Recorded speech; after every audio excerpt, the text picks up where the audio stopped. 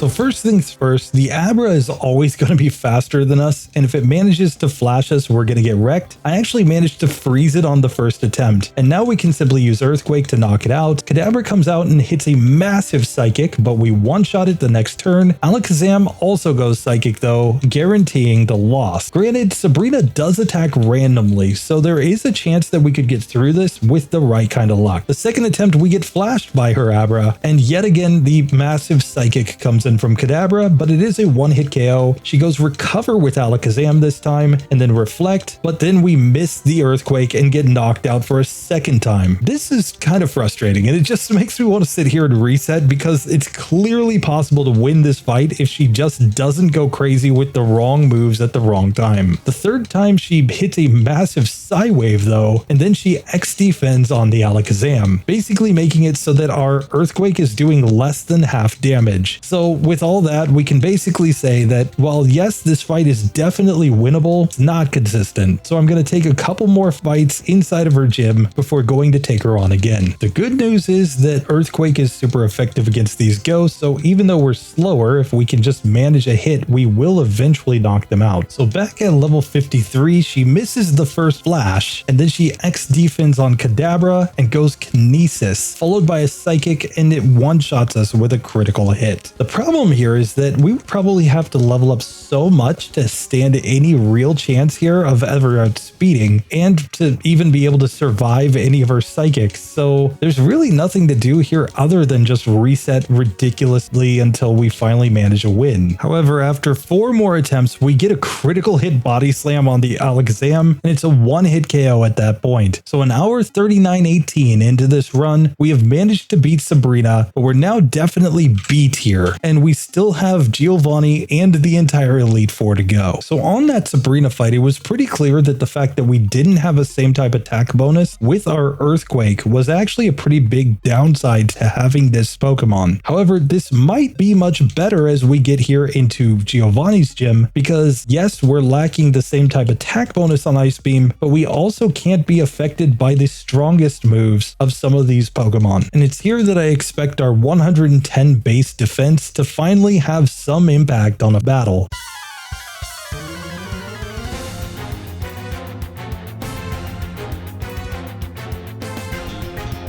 So in our first attempt against Giovanni, I'm simply going to go Ice Beam against his Dugtrio. He digs a hole though. Fortunately, he doesn't do that much damage. The Persian net can't really do anything to us, so I'm simply going to body slam it repeatedly. Out comes Nidoqueen. We're slower, but Earthquake one-shots it. Next, the Nidoking, he uses a Guard Spec, but then Thunder ends us. So this is not going to be an easy fight, but I'm going to try it one more time just to see if we can get a better range. But instead, I get fissured and one-hit KO'd. So it's pretty clear that we, yet again, probably need to take some additional battles if we're going to make this one work. The problem, yet again, is that we're simply not going to ever outspeed the Dugtrio, so it's always going to have the chance to just hit us with Fissure or a critical hit, and then we're just not going to have much HP to get through the rest of the Pokemon. So the real issue is just when we manage to outspeed against, for example, a Nidoqueen, and maybe have the ability to one-shot there. So back again at level 55, of course we're still outsped, and he critical hits with the Dugtrio, but then we get the freeze, so we get at least a free win there. Now we can simply body slam on the Persian, not really worrying what it does. Nidoqueen comes out, we're still slower. It uses Thunder, though we do survive, and it's a 2-hit KO after the second Thunder misses. However, the Nidoking just goes Earthquake, and that is the end of it. On the next attempt, we get a critical hit body slam that one-shots the Dugtrio, and we knock out that first Persian. He Guard Specs on the Nidoqueen, and then goes for Thunder, but I knock it out in 2 hits. Out comes the Nidoking, he also Guard Specs, and then his Earthquake does massive damage because we got 1 Screech from that Persian. It does seem like we're getting a lot closer here though, so we may just be able to get through this one eventually. And in fact, on the next attempt, we get all the way to the Rhydon. I'm going to switch into Ice Beam just because it has lower special, and we outspeed and survive the Rock Slide, allowing us to get through at an hour 53:25. So the fact that we don't have access to a badge boosting move, especially one that boosts our attack like Swords Dance, is obviously a massive disadvantage for this Ghost-type Marowak, causing it to be basically down to the B tier at this point, but it has gone through all 8 gyms, and we've saved all of the rare candies for this point in the game. As we go to the Elite Four, we obviously know that we're going to need to use rare candies here. We've got 69 optional battles, which is pretty nice, but I'm really questioning whether or not we're going to be able to beat the champion at any sort of reasonable level. We're just going to have to reset for some luck in some spots possibly, but let's see if we can get it to go. It all starts, of course, with rival number 6, who's going to lead off with his Sand Slash. I'm simply going to Ice Beam it. It's not a one-hit KO, but it is a 2-hitter. And next, we've got the Execute, where we do not one-shot again with the Ice Beam, but it is a 2-hit KO. And now against the Cloister, I'm actually going to body slam it a few times, hoping to get it paralyzed. It just goes withdraw a bunch of times though. So we managed to knock it out after taking only 1 hit. We can Earthquake on the Magneton, though it's not a 1-hitter there. Funny enough, out comes the Kadabra. It goes Psychic, but we one-shot it with an Earthquake, get to level 57, and we outspeed the Flareon, allowing us to 1-hit KO it, and we've defeated rival number 6 on the first attempt. So now it's time to just get to the league, where I expect basically all of these trainers to be pretty hard. The only one I think we're going to get through pretty easily is actually Agatha in this one, and of course, we don't talk about Bruno, but outside of that, I expect Lorelei, Lance, and the champion to be absolute nightmares for our ghosty mama. I'm not sure that she's going to be able to get through this one at any sort of reasonable level. I do, however, think that we're going to forget the move Ice Beam in order to take on Lorelei and instead learn Fire Blast, which could be useful in the right spots. We'll then hold off on relearning an Ice type move until we get Blizzard just before Lance. I then think on the champion, we may need to go for the Hyper Beam instead of Body Slam. Hyper Beam is better than Body Slam in cases where it can one-shot your opponent. Any case where it takes 2 hits or more, you're better off just using Body Slam because you're going to get better ranges and have that chance because you do slightly more damage, plus you have the chance to paralyze, which is always preferable to simply taking 1 turn off with no extra benefit. And since we know that we're likely going to need some optional battles here, some extra level grinding, we're just going to put everything into the PC at this point. We've gotten 1 extra rare candy from the power plant, and it's time to just get a whole bunch of full restores and take resets or grind out extra levels until we can finally get through these fights.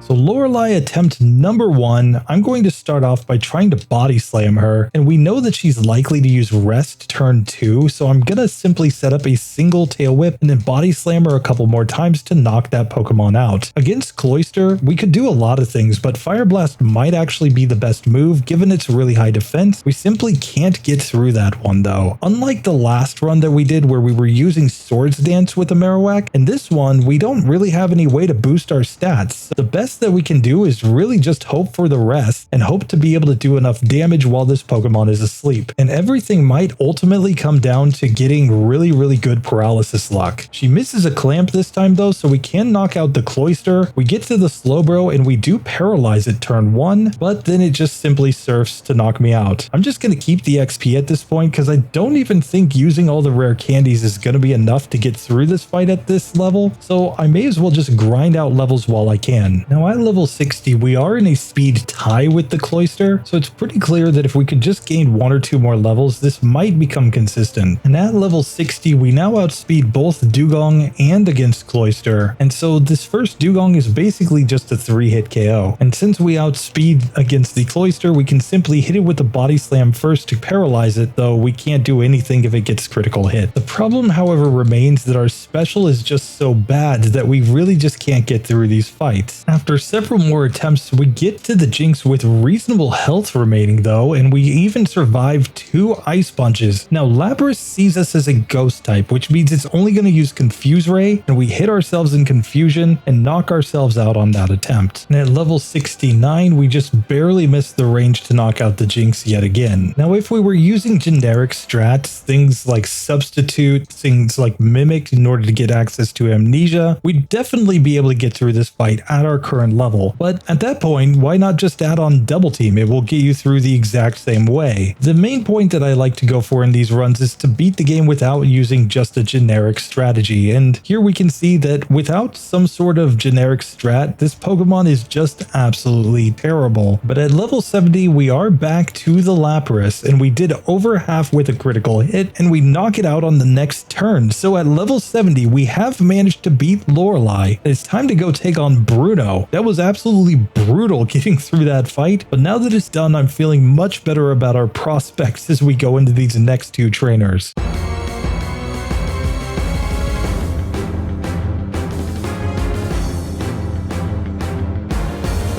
Bruno, of course, leads off with his Onix, which I think we simply go Earthquake on. It's not quite a one-hitter, funny enough, so we'll just knock it out from there. Now, Hitmonchan can hit a Ghost, but I'm not too scared of it. We're simply going to Body Slam it down. Hitmonlee is a Pokemon, on the other hand, that can do literally nothing to a Ghost other than Double Team, and we just one-shot him with a Fire Blast. Now, I'm actually going to Tail Whip once on this Onix, just so that I can knock it out easily with Earthquake. And finally, we've got this Machamp, which is another Pokemon that can't affect Ghosts. So I'm simply going to spam the Tail Whips a few times in order to get defense nice and low and then just go into the Earthquake. Easy victory as we get to level 71. And here I'm just simply going to put an Ether into our Earthquake. That's going to be our main move here against Agatha. And we should also learn the move Blizzard here. Blizzard will be good against her Golbat. And since we haven't really needed Tail Whip for too much up to this point, I'll just replace that move. Let's see how this goes.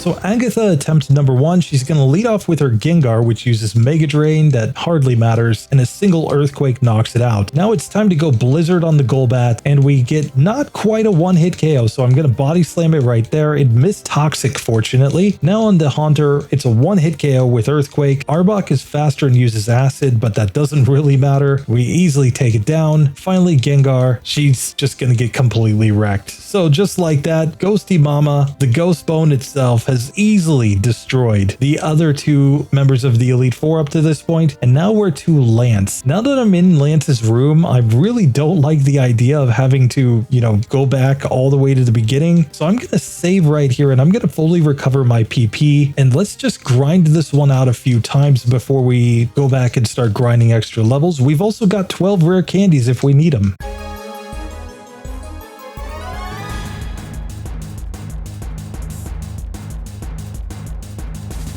So first out is this Gyarados. I'm going to give it a Body Slam here as it hits me with a Dragon Rage. The Body Slam does paralyze it, and it looks to be a 3-hit KO, so easy victory there. Blizzard now on the Dragonair is a 1-hit KO. We are going to one-shot the next Dragonair. Out comes Aerodactyl. It is faster than us, but now Blizzard will take it down. And finally, there's Dragonite, who misses his Thunder, and a single Blizzard does the job. So just like that, we have made it through. We're to the champion. We've still got all the rare candies in the bag at this point. We put them off to this point because we just didn't know what level we would be able to beat Lorelei. She was still inconsistent at level 80 when I had slammed all the rare candies, so we were keeping them just in case. Turns out we got through at a lower level, and now at level 72, we can take our first attempt at the champion.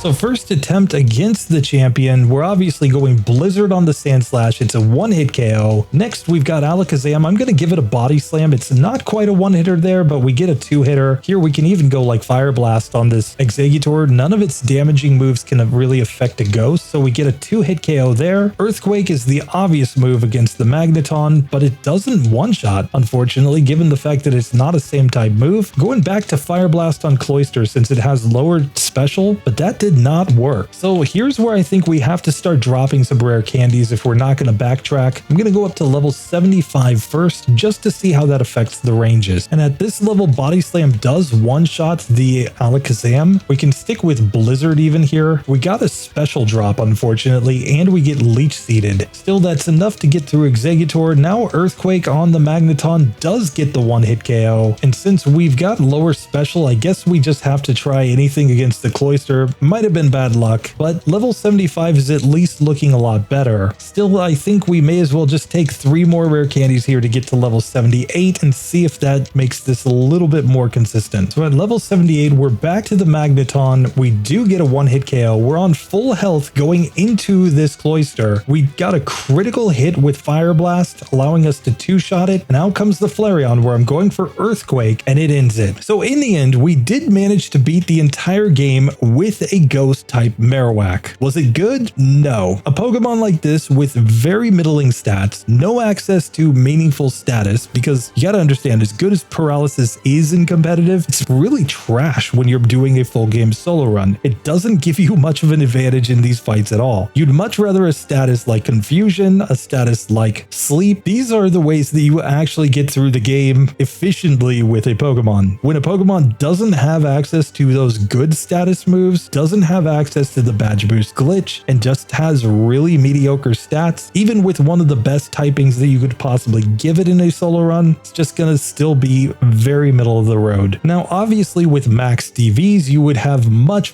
higher stats at this point, but at that point, you're just kind of hoping for the lucky roll to get really good DVs when you randomly generate your Pokemon, which, hey, if you get them, good for you. But for the rest of us who don't manipulate our DVs, we're gonna end up with probably a reasonably bad stat somewhere. And if you have a bad speed stat or a bad special stat, this Pokemon is just gonna be terrible. But with that, Marowak has beaten the game. I hope you enjoyed this one. Tell me which other Pokemon you would like me to do some type changes with. And with that, I'll see you in the next one. Later.